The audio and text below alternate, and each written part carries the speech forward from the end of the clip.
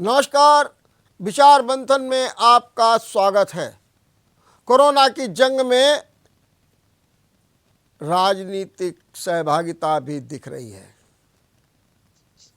विवाद के कुछ बिंदु हो सकते हैं, लेकिन कहीं ना कहीं योगदान की झलक तो दिख ही रही है। और इसी योगदान की झलक में समाजवादी पार्टी, जो कि इस समय मुख्य विपक्षी दल की भूमिका में है, ने भी अहम भूमिका का निर्वाह किया है। यह दावा स्वयं सपा का है। बीजेपी भी कहती है कि वो क्या कर रहे हैं इससे मुझे मालूम नहीं है, लेकिन सच बात तो ये है कि सपा हो, कांग्रेस हो, ये हमारी छवि को, योगी की छवि को खराब करने में लगे रहते हैं।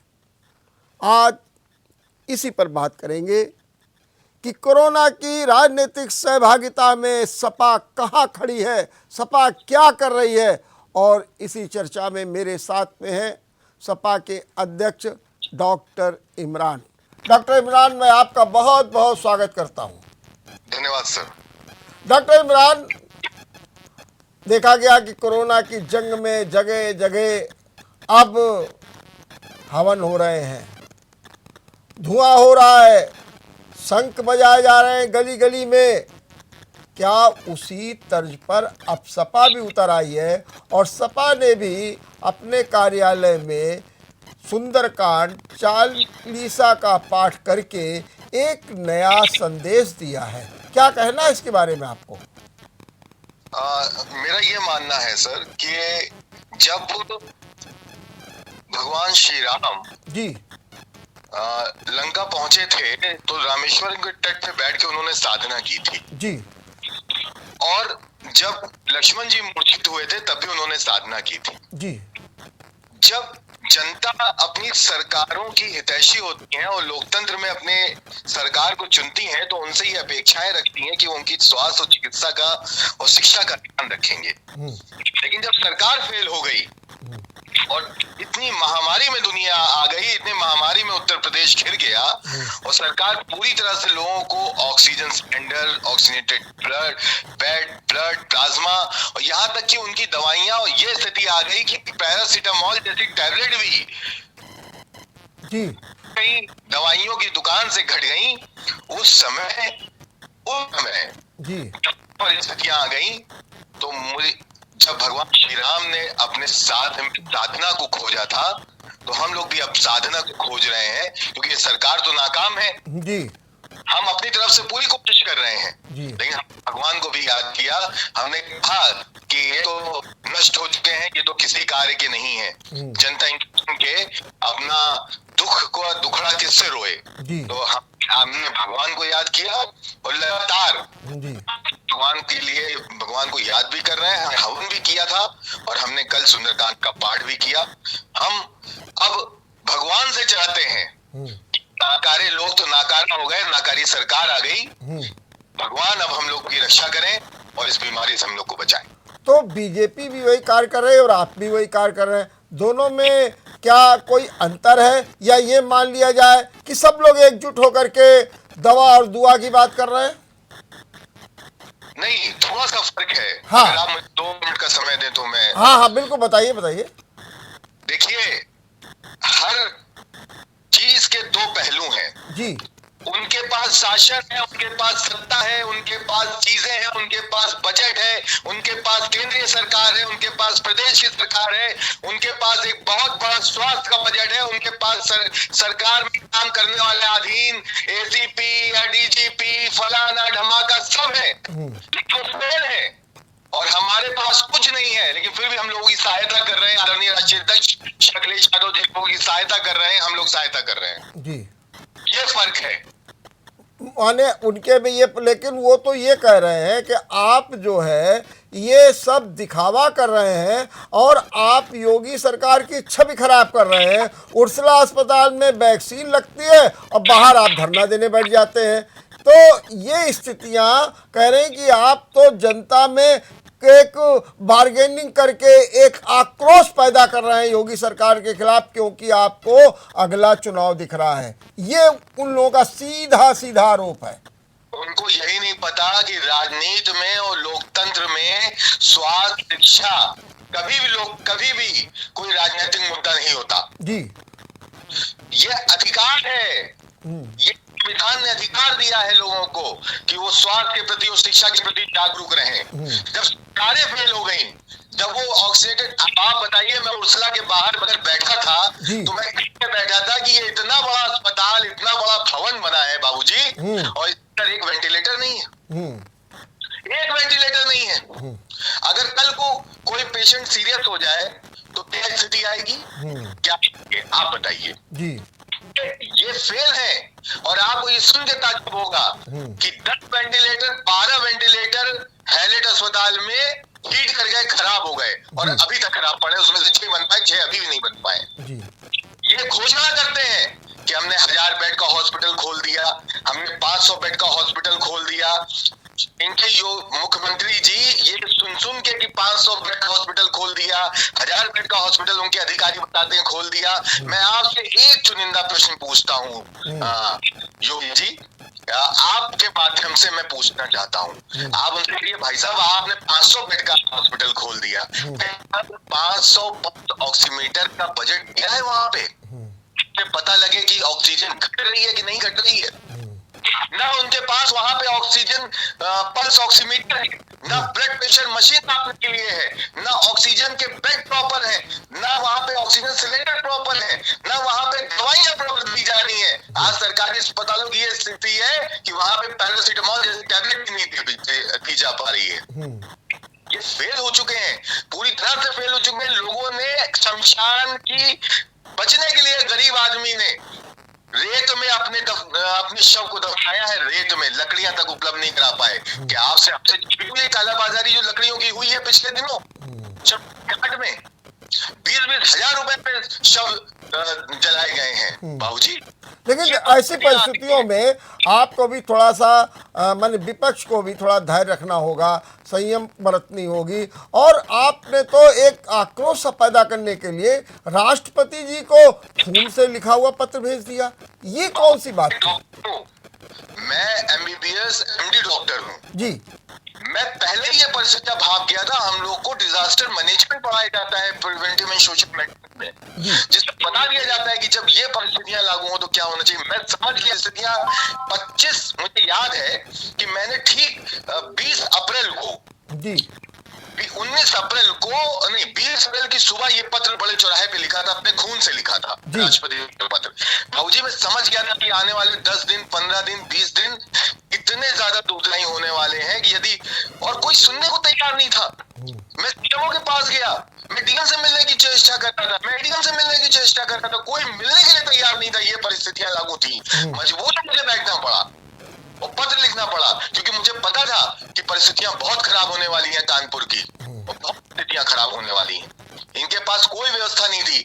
1 साल हो गया पिछले कोरोना काल से अभी तक आए हुए, इन्होंने कोई तैयारी नहीं करी, किसी भी प्रकार की कोई तैयारी नहीं करी। और आज उस तैयारी का ये हल है कि प्राइवेट अस्पताल वाले लाखों का बिल बना रहे हैं, लाखों का बिल बना रहे हैं प्राइवेट अस्पताल वाले। गरीब जनता वहां जा नहीं सकती, और जो कहने के लिए सरकारी अस्पताल है वो जैसे ठूठ के बैगन नहीं खड़े होते हैं कि उनमें बस एक बेड लगा हुआ है कि आप 14 दिन में स्वयं ठीक हो जाइए तो हो जाइए, वरना ठीक है मर जाएंगे तो आपकी शमशान की लाश को ढो लेकिन इमरान जी पैसा नहीं है तो आपको रेत के अंदर दफना देंगे। आज मैंने कुत्ते को खोजते हुए देखा है, आज एक वीडियो आया है जिसमें कुत्ता उस रेत को घसीट रहा है और शव को नोच रहा है। लेकिन एक पैदा कर दी सरकार ने। इमरान जी मेरा एक सवाल ये कि आप भी एक डॉक्टर हैं, क्या आपको ये नहीं लगता है एज ए डॉक्टर, मैं सपा नेता के रूप में नहीं पूछ रहा हूँ, आपको नहीं लगता है कि एकदम महामारी आ गई तो ये परिस्थितियां बननी थी, लेकिन उसके बावजूद भी योगी सरकार की रणनीति ने स्थिति को नियंत्रण में किया है? मैं एज ए डॉक्टर आपसे बात कर रहा हूँ। मुझे कोई भी बीमारी, विषाणु जनित बीमारी या कोई भी ऐसी बीमारी जो कि बैक्टीरिया से रिलेटेड होती है, उसका एक इंक्यूबेशन पीरियड होता है जी, जो मैक्सिमम 14 दिन या 21 दिन का होता है बाबूजी। 14 से 21 दिन में उस बीमारी का ढलान होता है। ये संभव है कि उस बीमारी से, कोरोना से, ये जो लहर की बात है, ये इंक्यूबेशन पीरियड बैठ गया। और सामाजिक जो सबसे बड़ी जिम्मेवारी थी लॉकडाउन की जिम्मेवारी, बाद में यही सरकार पहले तो मना करती है हाई कोर्ट में लॉकडाउन नहीं लगाएंगे और चुनाव करा देती है, और उसके बाद जब इनकी परिस्थितियां, इनको पता है कि लॉकडाउन के अलावा कोई चारा नहीं चाहिए, किसी लायक के नहीं है, अभी लॉकडाउन लागू करते हैं। तो ये लॉकडाउन की वजह से ये परिस्थितियां हैं। वरना बाबूजी मैं आपको बता रहा हूँ, ये परिस्थितियां हैं कि अभी भी गांवों में लोगों को ये नहीं पता कि उनको बुखार चढ़ रहा है और 2-2 दिन के अंदर उनकी मृत्यु हो जा रही है। कोई ट्रेसिंग नहीं कर पा रहे हैं ये लोग। लेकिन ऐसी परिस्थितियों में सपा क्या भूमिका निभा रही, सपा क्या कर रही है? हमने सुना आपने अखिलेश ऑनलाइन बना दिया है, आपने कंट्रोल रूम बना दिया है, आपके पास संसाधन है नहीं, अगर मैं जैसे बता रहा हूं, तो ऐसी परिस्थितियों में आप क्या कर रहे हैं? आपकी क्या सेवा है?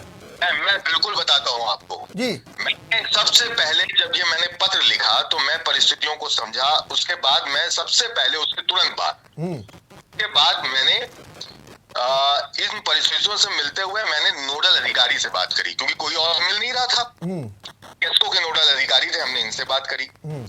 इसके बाद फिर मैं सीधा पहुंचा पीड़ितों के इलाज के लिए। हमने एक टीम बनाई बाबूजी जी, अलग अलग विधानसभाओं में, और हर व्यक्ति के लिए हमने अलग अलग लोगों को अलग अलग नंबर दिए। मैंने एक कोविड संख्या चलाई थी, हमने SOS अखिलेश लिख के, कोई भी मैंने अपना पर्सनल नंबर दिया था उसमें जी, कोई भी मुझे मैसेज करे तुरंत रिस्पॉन्स करने किया। और हमने एक टीम बनाई जो कि इस कंप्यूटर पे ये ध्यान रखती थी कि कौन से अस्पताल में कितने बेड खाली हैं। हमारे प्राइवेट डॉक्टरों से रिलेशन बन गए जी, तो हमने जो पैसे दे सकते थे हमने उनको बात करके हमने कहा कि आप एडमिट करिए।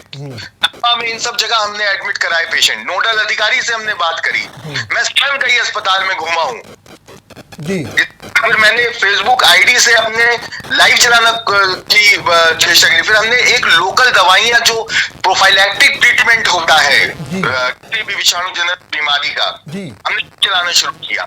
जब उस समय जब फेबिफ्लू नहीं मिल रहा था पूरे मार्केट में कहीं, तब मैंने दिल्ली से मंगा के फेबिफ्लू लोगों को दिया है। रेमडेसिविर इंजेक्शन की तो कोई संभावना ही नहीं थी उस समय। उस समय तो स्वयं CMO साहब रेमडेसिविर इंजेक्शन लिखते थे और उस पर कंट्रोल कर रखा था ADM सिटी ने जी। वो ढूंढे नहीं मिल रहे थे CMO साहब, और ना ADM सिटी बात करने को राजी थे। हमने 20 सिलेंडर का एक स्कोप बनाया, तो को उपलब्ध कराए। इसी बीच में हमारी कमेटी के उपाध्यक्ष की कोरोना से डेथ हो गई, श्री आनंद कुमार वाजपेयी जी की जी जी जी जी, तो मैंने बनाया था जी। इसके बाद बाबूजी इसके बाद मैंने फिर एक नई लाइन शुरू करी जी। हमने हमारे चिकित्सा प्रकोष्ठ में श्री शकील अहमद अध्यक्ष हैं, उन्होंने करीब 10 ऐसे नर्सेस की व्यवस्था करी, मेल नर्स की, जो केवल फोन करेंगे। अगर आप हमारे पे फोन कर देंगे तो हम आपके घर भेज देंगे उन्हें, और आप इंजेक्शन, आपके पल्स ऑक्सीमीटर, ब्लड प्रेशर, आपकी शुगर का लेवल, ये सब चेक करेंगे। हमने ये व्यवस्था बनाई। इसके बाद हमने हवन किया। हम मानते हैं हमने पार्टी कार्यालय पे जाके हवन किया, ऊपर छत पे हवन किया। इसके बाद में जब ये सारी चेष्टा हो गई तो मैं जाके मंडलायुक्त से मिला जी। 29 अप्रैल को मैं मंडलायुक्त से मिला था। वहां से मिलने के बाद जब परिस्थितियां फिर भी नहीं सुधरी, तो मैं सीधा इसी बीच में मैंने फिर एक किचन शुरू किया, कम्युनिटी किचन के नाम से। आप जान सकते हैं कि हमारे 4 सचिव ऐसे हैं, टिल्लू जायसवाल, निजाम कुरैशी, आसिफ अहमद कादरी, जो रोज खाना बनवा रहे हैं और रोज शहर के किसी किनारे पे या घंटा घर पे इन सब जगह लोगों को खाना दे रहे हैं। रोज शाम को खाना बनता है। लेकिन यही काम देखा कि बीजेपी भी बहुत तेजी के साथ कर रही है, सैनिटाइजर बांट रही है, मास्क बांट रही है, ये सब कुछ कर रही है। तो कहीं ना कहीं आपके साधन तो सीमित ही हैं, तो उसको देखते हुए उतनी आपने व्यापकता नहीं देखी, क्योंकि आपको प्रशासन से शायद अपेक्षित सहयोग भी नहीं मिल रहा होगा। आप बीजेपी जहां कुछ भी कर रही हो, क्या बीजेपी ने उन लोगों के दुखों में शरीक हुए जी? भैरव घाट में जाके मैंने लोगों को भोजन और पानी बंटवाया जी। तो मैं वहां पे 100 लाशें जल रही जी भैरव घाट में, वहां पे तंबू लगा के हम स्वयं मैंने खड़े होके वहां पे लोगों को भोजन और पानी की व्यवस्था कराई। ये ये सिर्फ दिखावा करते हैं ये भाजपा। इनके किसी भी उर्सला अस्पताल में हमारा संगठन लगा हुआ था जी, काट रहा था। लेकिन बाबूजी मैं एक सवाल, इसी बीच में सीएमओ साहब बदल गए, तो मैं स्वयं उसी दिन जिस दिन सीएमओ साहब आए थे उसके दूसरे दिन मैं जाके मैं सीएमओ साहब से मिला जी, और मैंने जाके उनसे अपनी समस्याओं को कहा, शहर की समस्याओं को कहा, जी, तो उसका संज्ञान लिया। मैं उनका धन्यवाद देता हूँ कि उन्होंने मुझे एक नंबर दिया था। जी, आज ये सार्वजनिक कर रहा हूँ, सीएमओ साहब मुझे एक नंबर दिया, उनके माध्यम से कई पेशेंटों को हमने एडमिट कराया। जी, मैं धन्यवाद देता हूँ ऐसे सीएमओ का कि जिसने इस कोरोना काल में लोगों की मदद करी है। लेकिन सीएमओ तो सुन ही नहीं रहे थे। जी, लेकिन आप बात करिए, हमारे पास 4 ऐसे डॉक्टर्स हैं जिनको मैंने खुली लाइन दी। मैंने कहा कि इस 9 से 11 के बीच में ये डॉक्टर इस नंबर पे उपलब्ध रहेंगे। आप लोग कोविड के बारे में अपने सवाल करिए। जी, मैं स्वयं हेलेट अस्पताल गया, वहां पे लोगों ने मेरा इंटरव्यू भी लिया था जी, क्या हो रहा है। लेकिन बाबूजी मैं एक बात कहना चाहता हूँ, जी, इन परिस्थितियों में मानवता की बात करना चाहता हूँ मैं, क्योंकि बीमारी तो सबके लिए है। बीमारी तो नहीं देखेगी कि ये भाजपा के हैं, ये सपा के हैं। जी, बीमारी तो ये नहीं देखेगी ना बाबूजी। जी, तो इन परिस्थितियों में जब सरकार को लोगों के दुखों को समेटना चाहिए था, जिनके दुखों में शरीक होना चाहिए था, उस समय ये सरकार मुकदमे लाद रही थी लोगों पे। आज भी आप चले जाइए चौराहे चौराहे पे, जो परेशान हाल लोग हैं जो कहीं जा रहे हैं, वहां पे पुलिस वाले खड़े रहते हैं और लोगों के चालान काटने की सुविधाएं करने लगते हैं। लेकिन इमरान जी बात तो आप ठीक कह रहे हैं कि चालान हो रहे हैं, लेकिन आपको ये लगता नहीं है कि जो दूसरी लहर की व्यापकता है वही कारण थी कि हम लापरवाह हो गए थे, हमने मास्क पहनना छोड़ दिया था, हमने जो है दूरियां बनाना छोड़ दी थी, हमने जो है सैनिटाइजर करना छोड़ दिया, और आज भी अगर हमको मौका मिलता है हम मास्क को हटा देते हैं, सैनिटाइजर लगा देते हैं। ऐसी परिस्थितियां तो एक तो मजबूरी, दूसरी चीज़ इन परिस्थितियों में भी अगर मान लीजिए कोई आदमी मास्क नहीं लगाता है, उसको आगाह किया जाता है, उसका चालान किया जाता है, तो आपके विधायक जी जाकर के बिफर जाते हैं और स्वयं नहीं मास्क का प्रयोग करते हैं। क्या संदेश दे रहे हैं लोगों को? अपना भी चालान कटवा लेते हैं, फिर उसके बाद राजनीति होती है। तो इमरान जी ये भी तो देखिए ये सब क्या हो रहा है। फिर आपकी इस बात का जवाब जी देखिए, मेडिकल साइंस में, हेलो जी हाँ, मैं आपकी आवाज सुन रहा, बताइए। साइंस में कोई भी डिजीज जब ब्लास्ट करती है जी, वो ऐसे नहीं करती सर, धीरे धीरे करती है। और जिस प्रकार से कोरोना की दूसरी लहर आई है, ये महामारी आई है, इसने ब्लास्ट किया है जी, ये धीरे धीरे नहीं फैली है, धीरे धीरे केवल। और सर ब्लास्ट केवल लोगों के मास्क इससे नहीं होते हैं, लापरवाही से नहीं होते हैं भाई। पता लगा लोग मरना शुरू हो गए तो लोगों ने स्वयं अपना मास्क लगाना शुरू किया और लोगों ने निकलना कम शुरू कर दिया। ये ब्लास्ट हुआ है पंचायती चुनाव की वजह से। ये ब्लास्ट घर घर 1700 जो शिक्षा के अध्यापक हैं वो मरे हैं। वो सरकार 3 लोगों की बात कर रही है आज। वो जगह जगह चुनाव हुआ, वो शिक्षक वहां लगाए गए और सब जगह चुनाव हुआ। लोगों में इतनी ज्यादा अधीरता गंभीरता नहीं थी इस कोविड को लेके। और आप उसी चुनाव में वही प्रधानमंत्री जी दिल्ली में जाके मास्क लगाते हैं और बिना मास्क के बंगाल में जाके बड़ी बड़ी लाखों की जनसंख्या को संबोधित करते हैं, रैलियां करते हैं, वो गदगद होते हैं। ये दो तरह के चरित्र क्यों अपना रखे? वो तो क्या कर रहे हैं, वो तो अब बात की बात, उसके तर्क हो सकते हैं। मेरा सवाल आपसे सीधा सीधा है कि अगर लोग मास्क नहीं लगा रहे हैं, मैं जो बताना चाह रहा हूँ सर, वो मेडिकल साइंस में इसको ब्लास्ट कहते हैं। तो वो तो ब्लास्ट हुआ, लेकिन ब्लास्ट होने के बाद अभी आप जो पंचायत चुनाव हुए, सरकार ये जानती थी कि पंचायत चुनाव के बाद क्या परिस्थितियां लागू होंगी, क्या हाल होगा, गाँव में कोरोना फैल जाएगा। इमरान जी, यही हो रहा है। इमरान जी अभी आप ही कह रहे थे कि लॉकडाउन से ही लाभ मिला, आप खुद कह रहे थे। तो अब जब लॉकडाउन से लाभ मिला तो मास्क आप नहीं पहनेंगे और अगर आपका चालान किया जाएगा तो आपके विधायक जी गुस्सा हो जाएंगे, जबकि विधायक जी भी खुद नहीं पहनेंगे, उनका भी चालान कर दिया जाएगा, तो फिर राजनीति बवंडर शुरू हो जाएगा। ये तो उचित नहीं है ना। ना ये देखिए, विधायक जी एक राजनीतिक व्यक्तित्व है, विधायक सामाजिक व्यक्तित्व है। समाज का जो व्यक्ति जिसने उनका साथ दिया है, यदि वो उनसे अपनी मदद को मांगेगा, क्या विधायक को ये अधिकार भी नहीं है कहने का कि भैया ये हमारे जानने वाले हैं, इन पे थोड़ा रहम खाएं? वो वहां पे गए, पुलिस वालों ने उनसे बदतमीजी की, तो उस बदतमीजी, जब एक विधायक से ये परिस्थितियां है, उसके साथ पुलिस वाले इस तरह का बिहेवियर कर रहे हैं, और बड़ी से बड़ी बात, ये प्रशासन उनको इनाम दे रहा है। कितनी बड़ी दुख की घटना है, आप ये सोचिए। नहीं, लेकिन विधायक जी स्वयं मास्क न लगा करके, मास्क न लगाने का बढ़ावा नहीं दे रहे हैं, आप इसको नहीं मानेंगे क्या? और अगर चालान कर दिया गया तो क्या गलत कर दिया गया?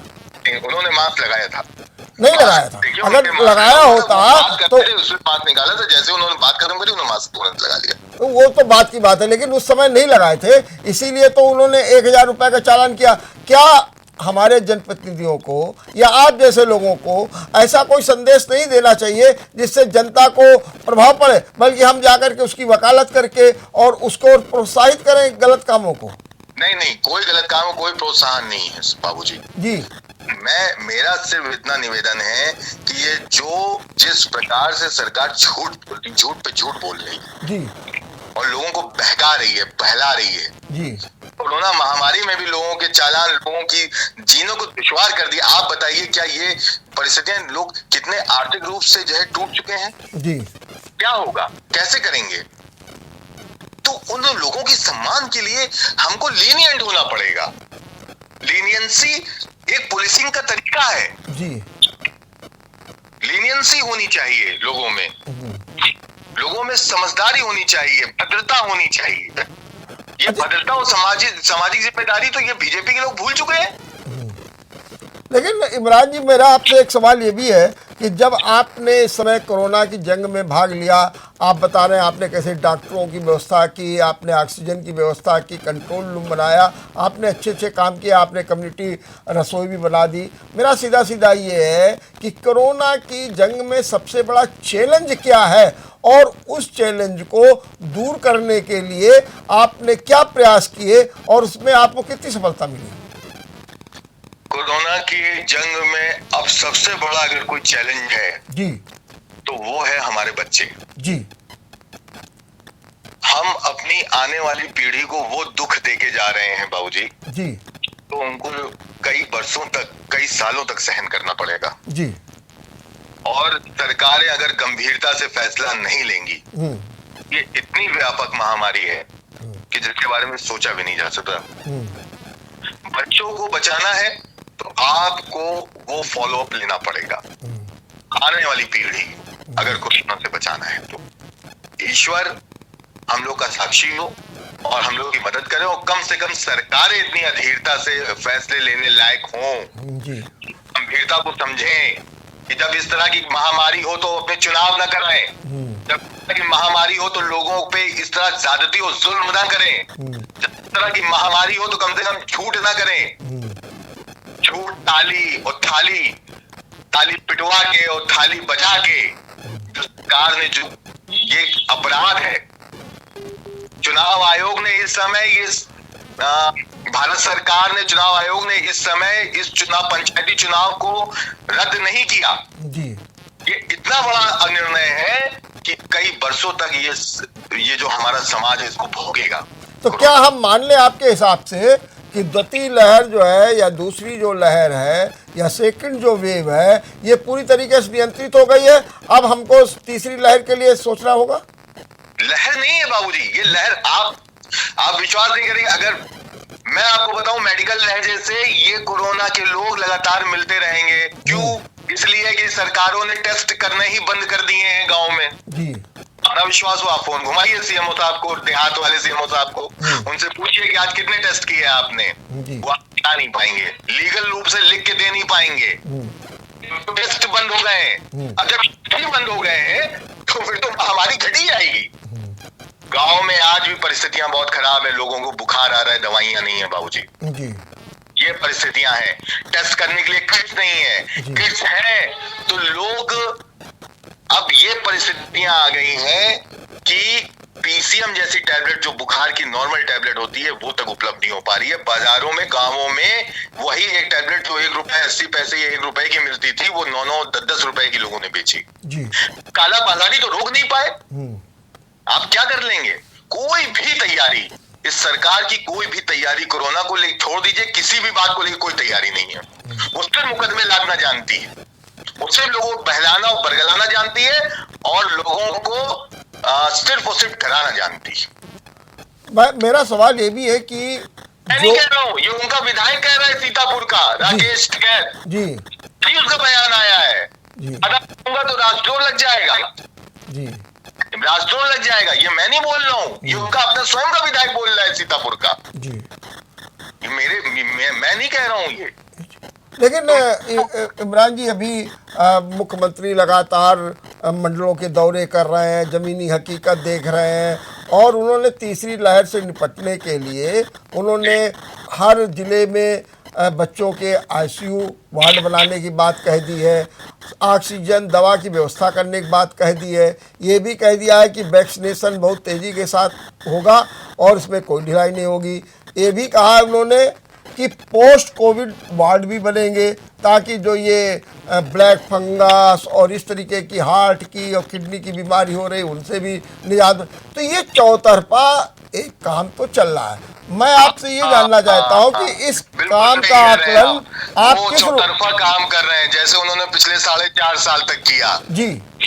एक भी हॉस्पिटल भाजपा सरकार ने बनाया नहीं है। जी।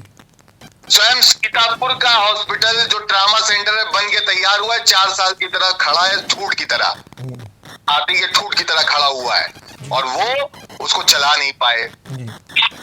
जब आपसे हॉस्पिटल की बात करें मुख्यमंत्री जी, तो आप एक सवाल करिए, साहब आप हॉस्पिटल तो बनवा देंगे, आपके पास बजट है बहुत बढ़िया, आप बेड भी लगवा देंगे, चादर भी चुवा देंगे, तकिया भी लगवा देंगे, साहब ये डॉक्टर कहाँ से आएंगे? साहब ये जो वेंटिलेटर है ये कहाँ से आएगा? इसका कितना पैसा आप दिए हैं? कितना वेंटिलेटर आ गया प्रदेश सरकार में? आप पूछिए कि पल्स ऑक्सीमीटर जो सबसे ज्यादा जरूरी चीज होती है, कितना पल्स ऑक्सीमीटर है? बाबूजी मैं आपसे कह रहा हूँ, आप अभी तुरंत कार्यक्रम के बाद आप जाइए उर्सुला अस्पताल और किसी भी एक वार्ड में चले जाइए, कोविड के वार्ड में, कोविड वार्ड में चले जाइएगा, है ना बाबूजी? आप जाके वहां नर्स से पूछिएगा, भैया तुम्हारे पास कितना पल्स ऑक्सीमीटर है? वो बताएगी या खराब हो गया या एक ही है, एक को देते हैं, एक को फिर ले लेते हैं, फिर एक को देते हैं, फिर एक को ले लेते हैं। कोई व्यवस्था नहीं है। ये मैं दूंगा वो हो जाएगा, ऐसा हो जाएगा, वो सिर्फ इसलिए हो जाएगा क्योंकि जनता को बहलाना है, उसको बहकाना है। तो मैं आपसे जानना चाहता हूं कि सरकार को ऐसे समय में क्या करना चाहिए ताकि तीसरी लहर से मुकाबला हम आसानी से कर सकें? क्या करना चाहिए? आप तो डॉक्टर हैं। मैं सिर्फ इतना कहना चाहता हूँ कि सरकार जो है गलत बयानी बंद कर दे जी, और जनता को सत्य से रूबरू कराए जी। और जब स्वयं खड़े होकर ईमानदारी से सत्य बोलेगी सरकार कि हमारे पास इतने रिसोर्सेज, हम इतना काम कर सकते हैं और फिर ये काम आपको करना है, उत्तरदायित्व की बात करेगी, जब ईमानदारी से काम करेगी, और वो ईमानदारी से काम करने का समय चला गया क्योंकि चारों बजट चले गए, चारों बजट चढ़ चुके हैं भेंट जी।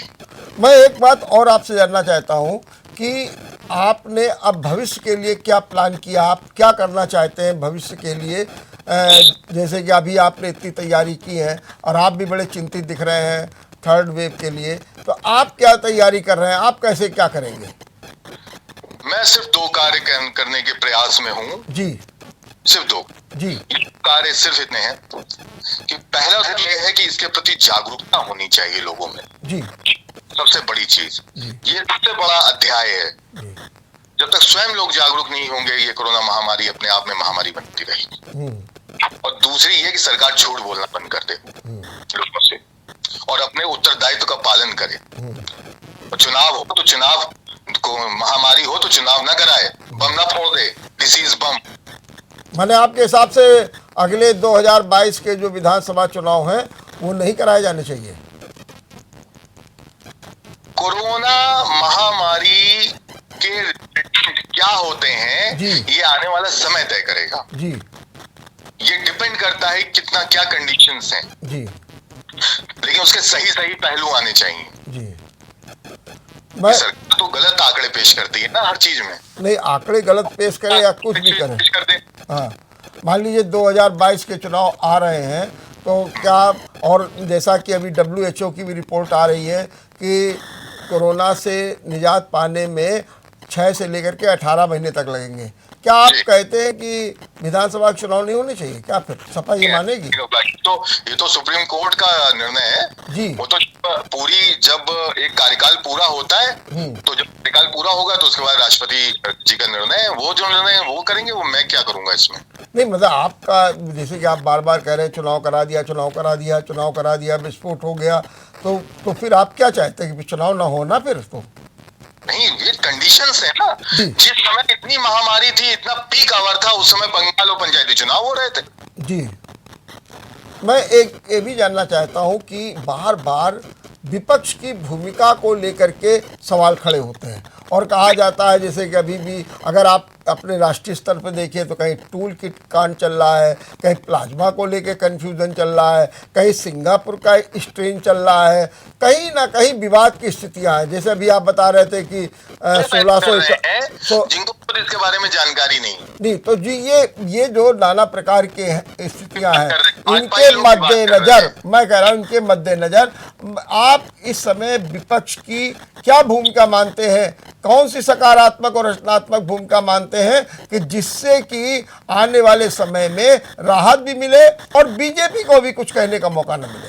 कोई भी कार्य, देखिए हम सत्ता में नहीं है जी, कार्य उनको करना है जी, कार्य उनको करना है, सत्ता में वो है जी, उनके पास है जी, हमारे पास संसाधन नहीं है। जी, हम तो अपने जितना सामर्थ्य है उससे जुड़े हैं। राष्ट्रीय अध्यक्ष अखिलेश यादव जी अपने पूरे सामर्थ्य के साथ लगे हुए हैं। कोई ऐसा हमारा कार्यकर्ता, कोई ऐसा फोन नहीं है। आज भी भाजपा के एक किसी जिले का एक लड़का था, उसने उनसे कांटेक्ट किया और कहा अखिलेश जी हमें ये प्रॉब्लम हो रही है, तो उन्होंने उसको लखनऊ में लोहिया अस्पताल में किसी तरह एडमिट करवा दिया। वो तो इतने बड़े दिल के आदमी है और योगी जी का दिल बड़ा ही नहीं हो पा रहा है। नहीं, दिल क्यों नहीं बड़ा हो पा रहा? देख लीजिए ना, सब अस्पताल हो रहे हैं। कानपुर के हैलट में भी बच्चों का अस्पताल बन रहा है, चाचा नेहरू खोलने की बात हो रही है, जागेश्वर खोलने का बात तो सब हो ही रही है।